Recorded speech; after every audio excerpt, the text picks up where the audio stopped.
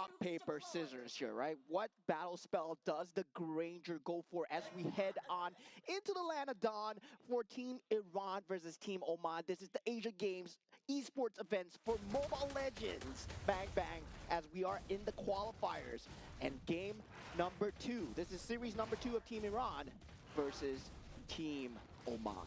As we jump right in, we're going to be looking at the fact that for the side of Team Iran, they're going to be starting off at the purple buff and eventually should be able to get them in a pretty good spot as he's going really aggressive right into the opponent's jungle, or rather taking the Little Wanderer first. So at least for now, we can definitely assume that Team Iran, they want to play things a bit more aggressively in the early stages of the game in order to get themselves some of that tempo. Yeah, and surprisingly, it's going to be a Benedetta gold lane coming out for the side of Team Oman at this point, right? The Ruby is actually on that EXP lane versus the Lapu Lapu, and I really like this matchup of the Lapu versus the Ruby going in so far. You do have that control advantage from the side of the Lapu Lapu, having that Bravest Warrior as well, but that's going to be at level 4. But that's what I don't like coming out from the side of Team Oman, right? You want to place the Ruby in the gold lane. Given the fact that the damage spike right now is just so good, I don't really agree with this. So they did a bit of a switcheroo. They do want to leave the Benedetta in the gold lane to get more gold in order to play the more offensive style, but Benedetta does have ways to actually reach the Granger to a certain extent, but it will be a game of catch-up. So once again, it is still going to be a little bit tough for the Benedetta, but still to a certain extent, more on the skill-based matchup. But the problem is Ruby is not going to have a really good time there. Yeah, that rock, paper, scissors I was talking about, that Purify not being picked up from the side of Amirali, he's going to have a hard time in this game and very reliant on the Marcel as we head on into this first turtle fight here. The Bravest Warrior is just going to be putting himself right onto El Breaky, breaks him down, and unfortunately at this point in time, Team Oman, they will have got no retribution to play for against this turtle. As such, the turtle will go over to the hands of Team Iran. Yeah, definitely the clear speed coming slightly faster for the side of Team Iran, especially on this box here at the moment, as we start to see the things ramp up for the side of Team Iran. Currently 1,500 gold advantage so far, and this is only going to get even more pronounced, right? Given the fact that they have that Benedetta on that gold lane, now they do make that swap around. Oh. I'm not too sure whether that is too late, because we are already past the first turtle stage, where this is where Benedetta wants to be a little bit more aggressive, right? Maybe, okay, so you can kind of see it this way, where Benedetta already have got decent amount of the items, as a Benedetta is pretty greedy for items. You want to have the items, but for Lapu Lapu, you don't particularly care about winning the lane, you just want to clear the lane fast enough and get out of there, and Lapu Lapu is already at level 6. Yeah, then the thing about the Fredrin is, right, if you are unable to get any form of early game semblance, you get shut down so easily. That's why you generally need another frontliner on the EXP lane. And that's maybe their idea of putting that Ruby there to get that bit of sustain through. But at the same time, it's just a very greedy lineup right now. Suddenly, they're just lacking all forms of damage. They're not going to be able to take the mid-game team fights. It's always going to be on that Kimmy to land the shots through. And well, they just need to build magic defense at the start of the game. I do want to know if whether Team Oman, whether they have enough firepower to realistically be able to do anything as this roaming trio, because you are facing up against a Baxia plus Yves and a Marcel. All three of them are very in your. You can see Team Iran literally just bouncing right into the opponent's jungle and being quite a nuisance, as now they are putting quite a lot of effort down onto El Breaky. He doesn't have, he had lost half HP already. Yeah, ready. Early game not going well for the side of Team Oman. Once again, Team Iran really knows how to play with the map, and this Bravest Warrior usage is putting Benedetta in a lot of trouble here. Yep, as such, Benedetta now have already went straight in for that Lecto final blow, only to get stunned in by the Bravest Warrior and losing her own life. The entirety of Team Oman now will have got no Benedetta to play for them, and the RWM opens up from Puria, just immediately locking down the El Breaky, and this is yet another turtle fight that that did not go to Oman. Yeah, this is a case where mobility doesn't matter if you can't survive, and look at them. Once again, the mobility is there, but not enough to survive, right? Team Iran just brings in the control. Having the Marcel is going to be a huge issue for the side of Team Oman, and we have not talked about this enough, but Marcel being out in that pool that early, and given to the side of Team Iran, it's just going to be very hard to deal with. That vision game is going to be consistently up. And not only that, you also need to consider the fact that we are already at a point where, oh wait, hold on a second, that is going to be Ammo Bandit, and we'll be able to connect on the 3. Pretty darn good from the side of Team Oman as they managed to take down Puria, which is one of the main clutch stones or cornerstones of the team fight. As such, all the Team Iran could do is just flee.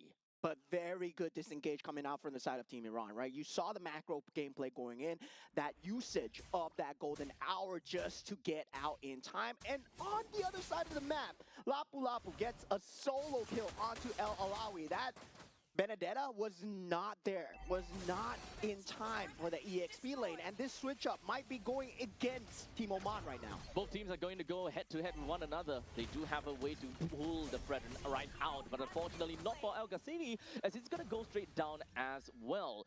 Team Iran is constantly just in the face of Team Oman, not quite oppressive in terms of the standing objective, but they can definitely reach there. As now we've got Ali immediately just running by and being a drive-through on the two members, take one person down quite immediately, and they are trying to rack up as much kills as possible for Amir Ali. 6 minutes into the game, ready. That tier 1 turret for that mid round is already down. Crazy map advantage coming in for the side of Team Iran. They're going to continue to push it, but they have the range, right? Rhapsody is now going to be a huge threat. Sky Piercer probably going to be picked up from the side of Amir Ali. At the same time, Abu Fazil, he's 301, level 11 on the Lapu Lapu, mind you. There's no one crossed the level 10 on Team Oman at this point.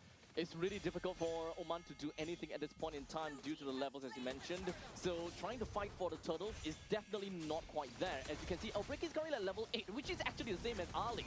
But hold on a second, we do have the golden hour just going to be popped while the Baxia just going to be hoping himself, just going to be in the proxy position. Manages to get a pretty good stun down on the Elbreki and followed by a kill down onto El Karusi. This is a complete shutdown over to the side of Team Oman, and they have got no controls of their own jungle. Yeah, damage should come naturally for Team Oman at the late game, but at the early game, they need to survive, and this is the survivability that they don't have. They don't have the ability to withdraw the time. They don't have any borrowed time, as currently right now, they're doing what they can on the macro factor. El Alawi on that cross map play. That's going to be the only silver lining here, as you're down 8,000 already at 8 minutes into the game. At this point in time, what a Benedetta would want to do is just to play for cross map plays and being able to proxy as much as possible. The more turrets down for tier 1, the better it is. However, the only tier 1 turret that's down is at the bottom lane, so there still need a lot more time from Team Oman to be able to open up these maps to allow the Benedetta to go a little bit more crazy. But looking at that fact, I don't think that Al Alawi have got a lot of items to back himself up to be more damaging. As a matter of fact, I'm not too sure what items that he has. Yeah, damage is going to be tough. Oh, only the Blade of Heptases. So only the Blade of Heptases is actually going to be really difficult to deal with because the Lapu Lapu is so far ahead. But we take a look at this fight. This is going to be Elbreki that is not able to survive. While, of course, the Bravest Warrior lands on 2, allowing Alco Fazil to just go absolutely ham and crazy, allowing Amirali to pick up a Mania for himself. Do remember that this guy has got Sky Piercer. 6-0-0. This guy, no assist so far, able to secure all the kills for himself and Team Iran. They are running away with this game for sure here, right? Barring a huge mistake coming out from the side of Team Iran. If you take a look at the team fight, that real manipulation, just using time, Bravest Warrior into the back. Team Amirali untouched, even flickers forward to get that Maniac. Yep.